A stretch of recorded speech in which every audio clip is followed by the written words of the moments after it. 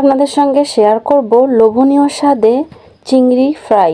আশা করছি আমার এই সিম্পল রেসিপিটা আপনাদের ভালো লাগবে। এটা আপনারা বিকেলের নাস্তা হিসেবে বা চায়ের সঙ্গে স্ন্যাক্স হিসেবে খেতে পারেন।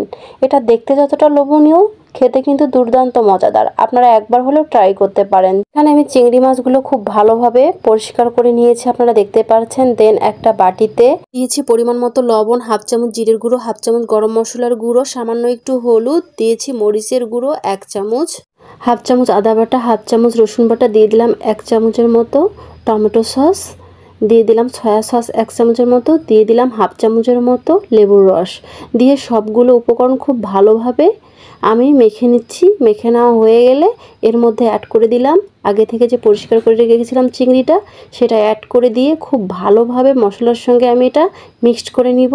এই কাজটা একটু সময় নিয়ে করতে হবে।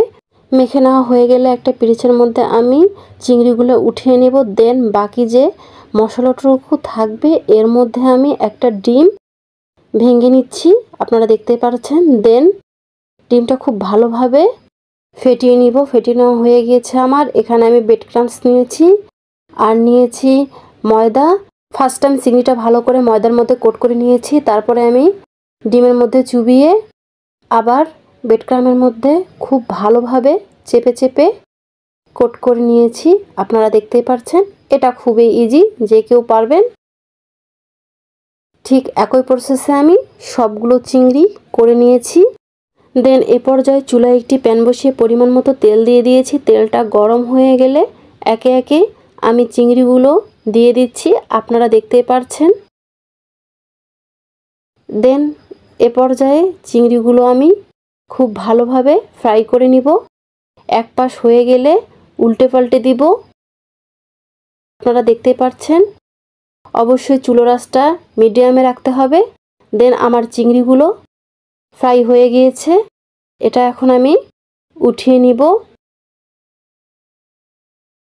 সেম একই প্রসেসে সবগুলো চিংড়ি আমি ফ্রাই করে তেল ঝরিয়ে উঠিয়ে নিব,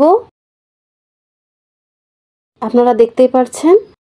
সবগুলো চিংড়ি অলমোস্ট আমার ফ্রাই করা হয়ে গিয়েছে। এখন আমি পরিবেশন করে নিয়েছি, দেখতে পাচ্ছেন এটা কতটা লোভনীয় হয়েছে।